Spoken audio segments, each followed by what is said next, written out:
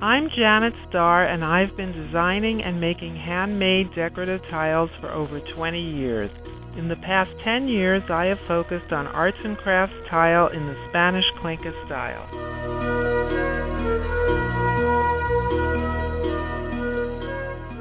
In this video, I will show you the style development I've gone through, the process I use to make the tiles, and some examples.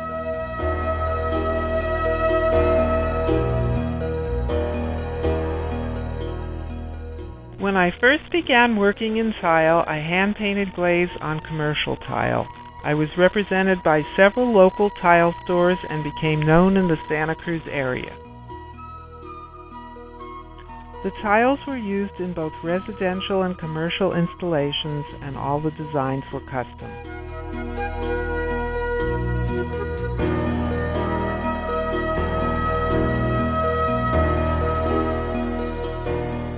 I got tired of commercial glazes and tiles and decided to make my own tiles from clay.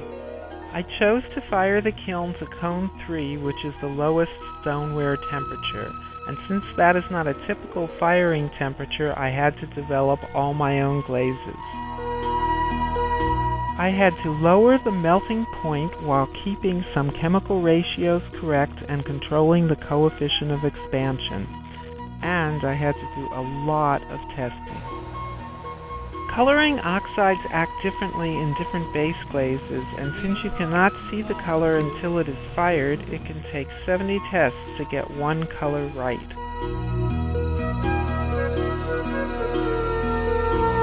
I drew a lot of designs, carved a lot of molds, and mixed a lot of glazes, until I arrived at the look I had been searching for. That was the beginning of Craftsman tiles.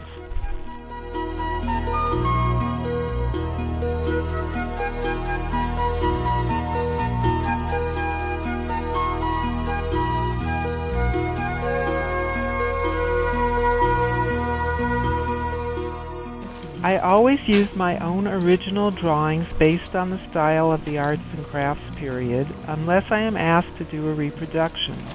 I have a large number of patterns that can be adjusted to the project dimensions and custom glazed, or new designs can be developed.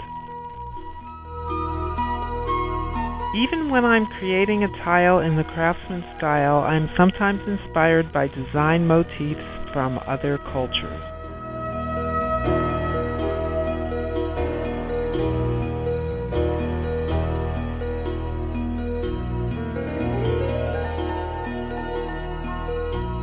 The process I'm showing here is for making tiles when I want more than one of a kind.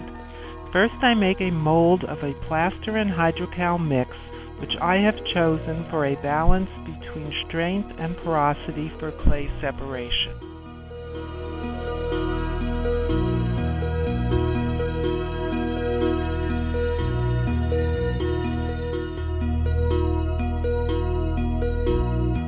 Then I transfer my design to the face of the blank with shallow impressions.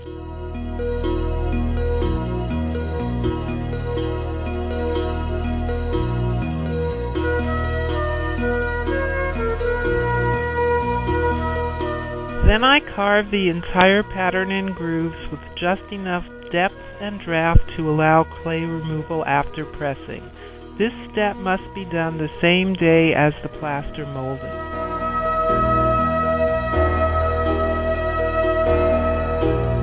After carving, the mold must dry and set for a week before it can be used in the press.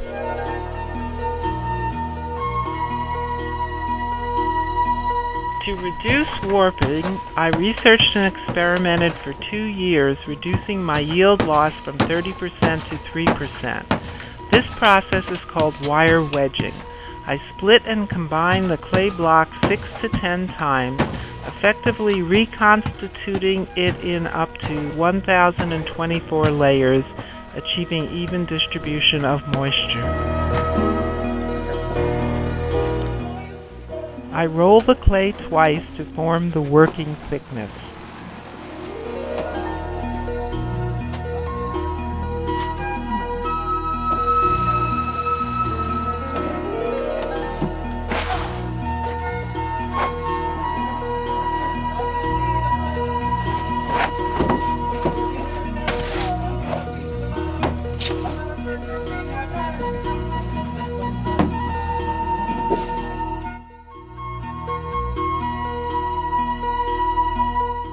For the pressed tiles, the cutting is not critical because they must be trimmed after pressing.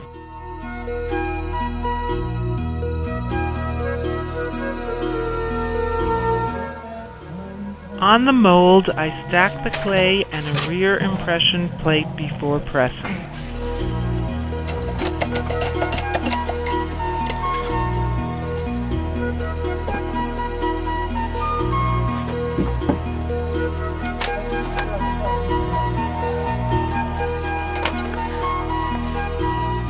After a minute or two, I can remove the mold. I use my own custom tile guillotine tool for trimming to the final size.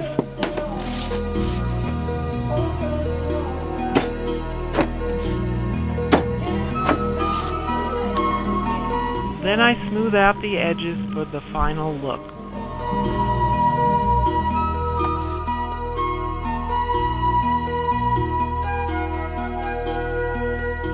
For field tiles which are not going to be pressed, I cut the tiles to size, allowing for the expected 12% shrinkage of this clay using my own custom cutting aid tool designed by Jim.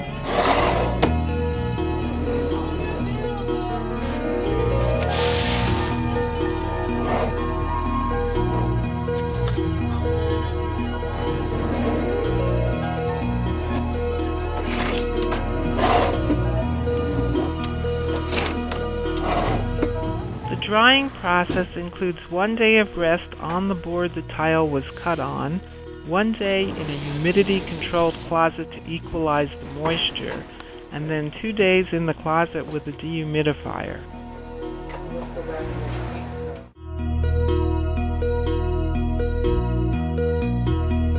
We have in-house capability to machine a die for any custom extrusion shape I need.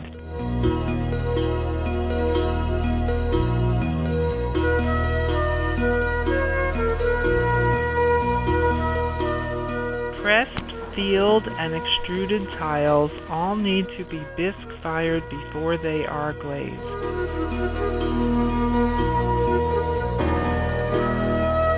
Now the tiles can be glazed with either a brush or a squeeze bottle depending on the level of detail.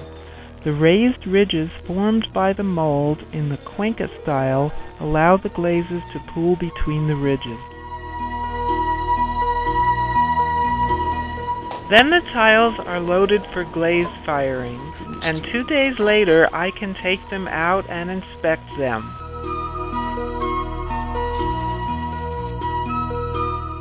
From that process come tiles such as these.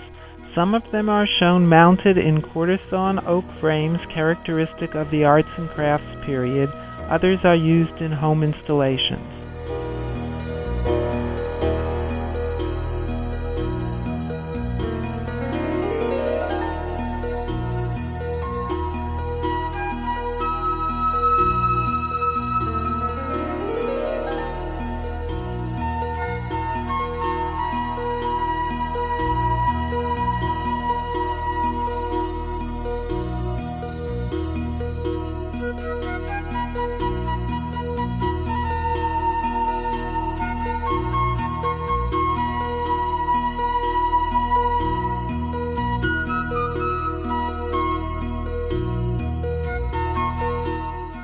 These are sets of tiles designed with modular pieces, including a center design, liner, and corner. The colors can also be customized, and this really changes the look of each pattern set. A designer can use these sets in any size or format to custom fit to an installation. And here are a few tiles we have in our own home.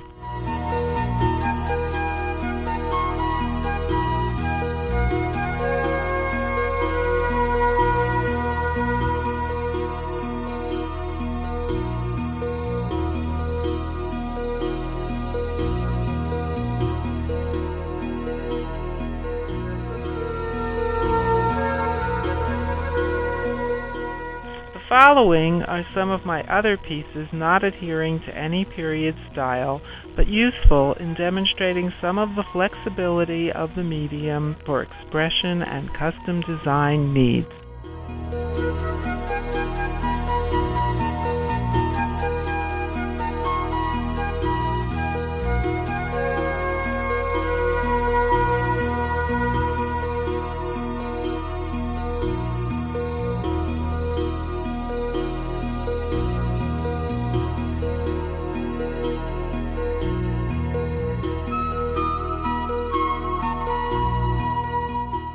Going forward, I will continue to study tiles and ceramic processes, both current and from other times and places.